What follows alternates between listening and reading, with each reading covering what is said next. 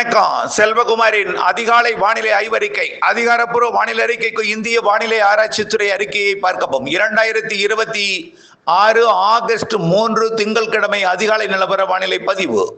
வானிலை அமைப்பு: வங்கக்கடலில் இலங்கை மற்றும் அதனை ஒட்டியுள்ள தென்மேற்கு வங்கக்கடல் பகுதியின் வளிமண்டலத்தில் நீடித்துக் கொண்டிருக்கூடிய காற்று சுழற்சி மெல்ல வடக்கு நோக்கி நகர்கிறது. வரக்கூடிய 10ஆம் தேதி வரைக்கும் வடக்கு நோக்கி நகர்கிற காரணத்தினாலே தமிழ்நாட்டிலே தென்மேற்கு பருவமழை கேரளா வழியாக காற்றை குவித்து தமிழ்நாட்டில் வெப்பசலன காற்று சுழற்சி மழைப்பொழிவை ஏற்படுத்துகிறது. கேரளாவிலே நேற்றும் கனமழை பொழிவு தொடர்ந்தது. குறிப்பாக பத்தனந்திட்டா, இடுக்கி அணைக்கட்டு பகுதியில் நேற்றைக்கும் கனமழை கொட்டி இருக்கிறது. குற்றால அருவிக்கு தொடர்ந்து நீர்வரத்து வெள்ளப்பெருக்கு ஏற்பட்டு கொண்டுதான் இருக்கிறது.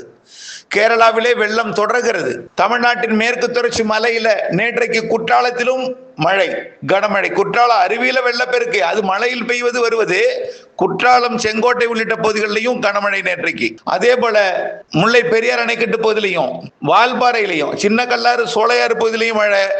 அதே போல பில்லூர் அணைக்கட்டுக்கு நீர் தரக்கூடிய அட்டப்பாடிக்கும் மேட்டுப்பாளையத்திற்கும் இடைப்பட்ட பகுதியிலையும் மழை.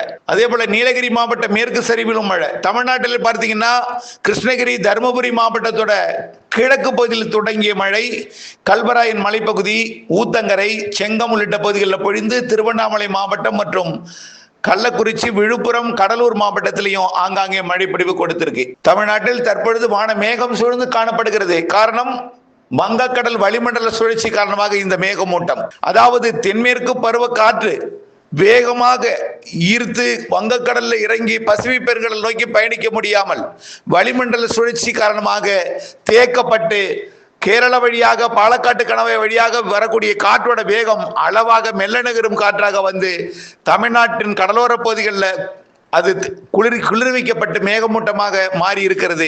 இது வடகடலோரத்தில் இன்றிலிருந்து தொடர்ச்சியாக எல்லா நாளுமே தொடர்ந்து பெஞ்சிட்டே இருக்காது. எல்லா நாளும் வரக்கூடிய, அதாவது இன்றைக்கு 3ஆம் தேதியிலிருந்து 8ஆம் தேதி வரையும் எல்லா நாட்களுமே வடகடலோரத்திற்கும் மழை உண்டு. வடகடலோரம், வட உள் பகுதியும் நம்ம ஏற்கனவே குறிப்பிட்டு திரும்ப சொன்ன பகுதி எல்லாமே வட உள் மாவட்ட பகுதி, வடகடலோர பகுதின்னு சொன்னோம். ஆக திருவண்ணாமலை, கள்ளக்குறிச்சி, விழுப்புரம், கிருஷ்ணகிரி, தருமபுரியோட கிழக்கு பகுதி, கல்வராயன் மலைப்பகுதி, இங்கெல்லாம் நம்ம சொல்லிட்டு இருந்தோம். அங்க மழை பெய்து கொண்டிருக்கு. டெல்டா மாவட்டங்களை பொறுத்த வரைக்கும் இன்றைக்கு கிடைக்க வாய்ப்பு இருக்கு. வரக்கூடிய, அதாவது இந்த செட்டிங், இந்த வளிமண்டல சுழற்சி ஒரு நல்ல ஒரு அமைப்பில் அமைந்து ஒரு காற்றழுத்த தாழ்வு நிலையோ பகுதியாக இருந்தால் அது இந்த இடத்துல இருக்கும், இப்படிப்பட்ட காற்றை குவிக்கும் அப்படின்னு தெளிவாக சொல்லலாம். வளிமண்டல சுழற்சி அப்படி அங்கும் இங்கும் அலைந்து திரிந்துட்டு இருக்கும். அப்படியே ஒரு இடத்துல இருக்காது, ஒரு மையம் கிடையாது, அப்படியே ஒரு அன்ஷேப்ல அப்படி சுருண்டுகிட்டு இருக்கும். அதனால எந்த இடத்துல எப்போது மழை பெய்யும், எப்போ மேகம் விலகும் அப்படின்னு சொல்ல முடியாது. மேகம் விலகியதும் கொஞ்சம் புழுக்கம் ஏற்பட்டது பிறகும் மாலையில கொஞ்சம் மழை ஏற்படும். இன்றைய மழை கண்டிப்பா வடகடலோரம், வட உள் பகுதிகளில் மழை இருக்கும், கிருஷ்ணகிரியிலேருந்து சென்னை வரைக்கும். அதே போல மயிலாடுதுறைக்கு வடக்கே கண்டிப்பா உண்டு. டெல்டாவிலையும் இன்றைக்கு ஆங்காங்கே மழை உண்டு. புதுக்கோட்டை, சிவகங்கை, ராமநாதபுரம் மற்றும் மதுரை மாவட்டத்தின் வடக்கு பகுதியிலையும் திருச்சி மாவட்டத்திலையும் மழை வாய்ப்பு இருக்கு. இன்றைக்கு இல்லைன்னா கூட வரக்கூடிய 10ஆம் தேதிக்குள்ள இந்த இடத்துல மழைப்பொழிவு உறுதியாக உண்டு. இந்த வளிமண்டல சுழற்சி கொஞ்சம் கொஞ்சமா விலகி ஆந்திர பிரதேச பகுதிக்கு சென்றதும் இந்த காற்று பகுதியெல்லாம் மழை பொழிவு கிடைக்கும். அதாவது கொஞ்சம் வெப்பம் உயர்ந்தால்தான் மழை பொழிவு கிடைக்கும். கடலோரத்துல தற்பொழுது தேக்கும். நம்ம ஏற்கனவே என்ன சொல்லி இருந்தோம், மலையோரமும் கடலோரமும் நல்ல மழை இருக்கும். மலையோரம் நல்ல மழை பொழிந்தது, கேரளாவிற்குள் பொழிந்தது, கேரளாவுக்கு வெள்ளப்பெருக்கு ஏற்படுத்தியது. கடலோரம் சென்னை வரைக்கும், வடகடலோரம், வட உள் பகுதிகளில் மழை பொழிவை கொடுக்குது. ஆனா பெரிய மழை இல்லை என்று சொல்லலாம். படிப்படியாக மழையோட அளவு கூடும். 8ஆம் தேதி வரை கொஞ்சம் வலுத்திருக்கும். மாலை இரவு, மதியத்துக்கு மேல மாலை இரவு மழையாக இருக்கும். வரக்கூடிய 8ஆம் தேதிக்கு மேல 12ஆம் தேதி வரையும் மழை இருக்கும். 8 விட 9 கொஞ்சம் குறைவா இருக்கும், 9 விட 10 கொஞ்சம் குறைவா இருக்கும், 10 விட 11 குறைவா இருக்கும். 12ஆம் தேதி வரைக்கும் மழை இருக்கு. 8 வரை உறுதியாக சற்று கூடுதல் பரப்புல இருக்கு. எல்லா மாவட்டங்களுக்குமே இருக்கு. எந்த இடத்துல எப்போ பெய்யும் சொல்ல முடியாது. கண்டிப்பாக வரக்கூடிய நாட்கள்ல மழை உண்டு. புரியுதுங்களா? நான் இன்றைக்கு மாலையே பெய்யணும் நம்ம சொல்ல முடியாது ஒரு குறிப்பிட்ட இடத்தை. ஆனால் உறுதியாக பெய்யக்கூடிய இடம் வடகடலோரம், வட உள் பகுதி, கிருஷ்ணகிரி, தருமபுரி, சேலம் மாவட்டத்தின் கிழக்கு பகுதி தொடங்கி வடகடலோரம் வரைக்கும், வடக்கே ஆந்திர எல்லையோரம் வரைக்கும், கடலூர், மயிலாடுதுறைக்கு வடக்கு, மயிலாடுதுறையும் அதற்கு வடக்கையும் உள்ள பகுதிகள், டெல்டாவின் உள் பகுதிகள் எல்லாம் உண்டு. ஆக தென் மாவட்டங்களுக்கும் ஆங்காங்கே மழை உண்டு. மேற்கு தொடர்ச்சி மலைக்கு வால்பாறை, நீலகிரி மற்றும் குற்றாலம் உள்ளிட்ட பகுதிகளுக்கு உண்டு. கேரளாவிற்கு மழை இருந்து கொண்டே இருக்கும் 8ஆம் தேதி வரைக்கும். அவ்வப்பொழுது வலுத்திருக்கும். வரக்கூடிய 3 நாட்கள், அதாவது 5ஆம் தேதி 6ஆம் தேதி வரைக்கும் கண்டிப்பாக 3, 4, 5, 6 ஆகிய 4 நாட்களுக்கு கேரளாவில் மழைப்பொழிவு வலுத்து தான் இருக்கும். திடீரென்று எங்காவது ஒரு இடத்துல வெள்ளப்பெருக்கையும் நிலச்சரிவையும் ஏற்படுத்துவதற்கு வாய்ப்பு இருக்கு. இந்த காற்று சுழற்சி வடக்கு நோக்கி நகரும் பொழுது வரக்கூடிய நாட்கள்ல வயநாடு உள்ளிட்ட பகுதிகளுக்கும் நீலகிரி, வால்பாறை இடைப்பட்ட அந்த இடைப்பட்ட பகுதிக்கு மேற்கே இருக்கக்கூடிய கேரள பகுதிக்கும் மத்திய கேரள பகுதிகளுக்கும் வாய்ப்பு தொடர்ந்து இருந்து கொண்டுதான் இருக்கும். கேரளா மழைப்பொழிவை பொறுத்த வரைக்கும் 12ஆம் தேதி வரைக்கும் 8ஆம் தேதி வரை வலுவா இருக்கும். 8லிருந்து 12 வரைக்கும் வலு கொஞ்சம் குறைந்திருந்தாலும் மழை சற்று குறைந்திருக்குமே தவிர இருந்துட்டே இருக்கும். 12லிருந்து 16ஆம் தேதி வரைக்கும் கொஞ்சம் மிகவும் குறைந்திருக்கும். கொஞ்சம் வெப்பம் அதிகரித்திருக்கும். அது இந்த 12ல இருந்து 16ஆம் தேதி வரைக்கும் வெப்பம் அதிகரித்திருக்கும் காலத்துல இப்பவே சொல்றேன், 12லிருந்து 16ஆம் தேதி வரைக்கும் கொஞ்சம் வெப்பம் அதிகரித்திருக்கும். சூரியன் குத்துக்கதிர் தெற்கு நோக்கி வருது.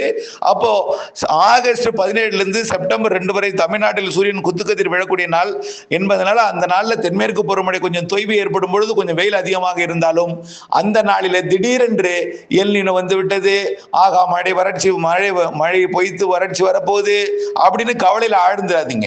மீண்டும் 18ஆம் தேதி 16ஆம் தேதிக்கு மேல 18லிருந்தும் 20ஆம் தேதிக்கு மேல வலுத்தும், மாத இறுதியில மிகவும் வலுத்தும், செப்டம்பர்ல மிக மிக வலுத்தும். அதாவது தென்மேற்கு பருவமழையும் தமிழ்நாட்டில் வளிமண்டல சுழற்சி காரணமாக வெப்பசலன மழையும் தென்மேற்கு பருவமழையும், கேரளாவில் கர்நாடகாவில் வலுத்த தென்மேற்கு பருவமழையும் செப்டம்பர்லாம் அதிக மழை இருக்கு. அக்டோபர் முன் 15 தேதி அதை விட அதிகம் இருக்கு. வடகிழக்கு பருவமழை போல தென்மேற்கு பருவமழை ஆந்திரா அருகே, தமிழ்நாட்டுக்கு அருகில் இருக்கக்கூடிய ஆந்திர பகுதி அருகே காற்று சுழற்சிகள் அமைந்து, மத்திய ஆந்திர பிரதேசத்திலேயாவது அமைந்து, தெலுங்கானா, ஆந்திர பிரதேசம், கர்நாடகாவிற்கும் கேரளாவிற்கும் அதிக மழை பொழிவை அக்டோபர் முன் 15 தேதி கொடுக்க போகுது. அக்டோபர் 18லிருந்து வடகிழக்கு பருவமழை அது மிகவும் அதிகம்னு சொல்லியிருக்கேன். தயவு செய்து வறட்சி என்பதை மனதில் போட்டு குழப்பி புழுங்கிட்டு இருக்காதீங்க. வடகிழக்கு பருவமழை காலம் நிறைவடை வரைக்கும் எல் நினோவால் பாதிப்பு கிடையாது. எல் நினோ இருக்கத்தான் செய்யும். அது சூப்பர் எல் நினோவா மாற போகுதுன்னு சொல்றவர் நெல்ல. ஆசியா பக்கம் வெப்பம் உயர்ந்திருந்தால் அது சூப்பர் எல் நினோவா. எப்படி டால்பின் புயல் எப்படி ஏன்னா ஆசியாவுக்கு இருக்கிறது. அமெரிக்க பக்கம் வெப்பம் உயர்ந்திருந்தால் அமெரிக்க பக்கம் மட்டுமே தானே புயல் உருவாக வேண்டும். ஆசிய பக்கத்தை நோக்கி ஏன் புயல் வருகிறது?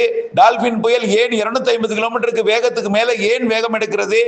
ஏன் அது ஜப்பான் மற்றும் சீன பகுதியை நோக்கி, அது தாய்வான் பகுதியை நோக்கி ஏன் வர வேண்டும்? ஏன் அப்படிப்பட்ட வெள்ளப்பெருக்கை ஏற்படுத்த வேண்டும்? அது ஏன் செயலிழந்து ஒரு வளிமண்டல சுழற்சியாக சீன பகுதியிலிருந்து வியட்நாம், கம்போடியா உள்ளிட்ட பகுதியை நோக்கி நகர வேண்டும்? இதெல்லாம் நீங்கள் புரிய வேண்டும்.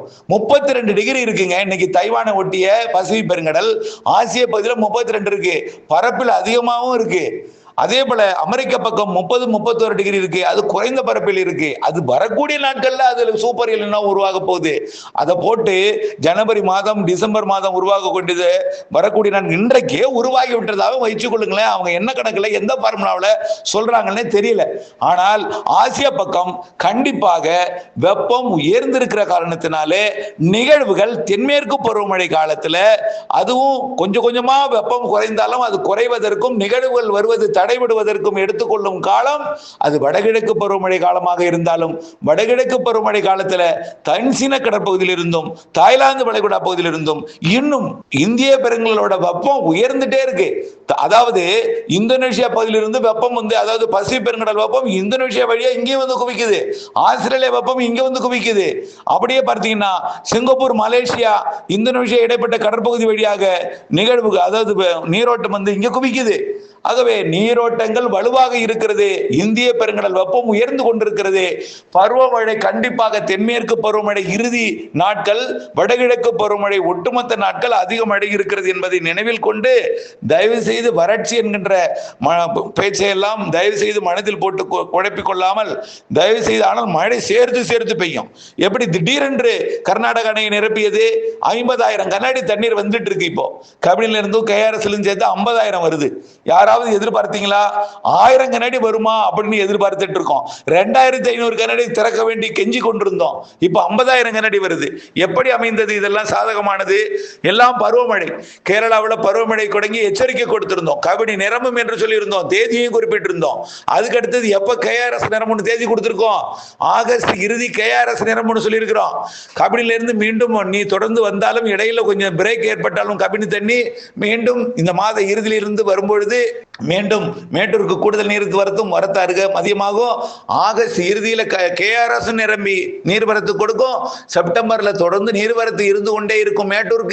மேட்டூர் கண்டிப்பாக செப்டம்பர் 10 தேதிக்குள்ள கணிசமான அளவை 800 அடியை தாண்டி விடும். கண்டிப்பாக அதெல்லாம் அதற்கு நான் வந்து நிரம்புவதற்கும் வாய்ப்பு இருக்கு, உபரி நீர் திறப்புவதற்கும் வாய்ப்பு இருக்குன்னு சொல்லிட்டே இருக்கேன்.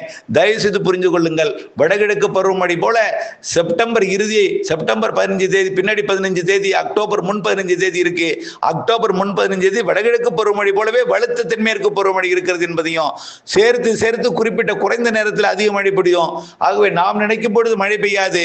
பெய்கிற மழையை சேமித்து வைக்க வேண்டும். அதற்கு பண்ணை குட்டைகள் அமைக்க வேண்டும். பண்ணை குட்டைகள் இருக்கும் பண்ணை குட்டைகளை ஆழப்படுத்த வேண்டும், அகலப்படுத்த வேண்டும்.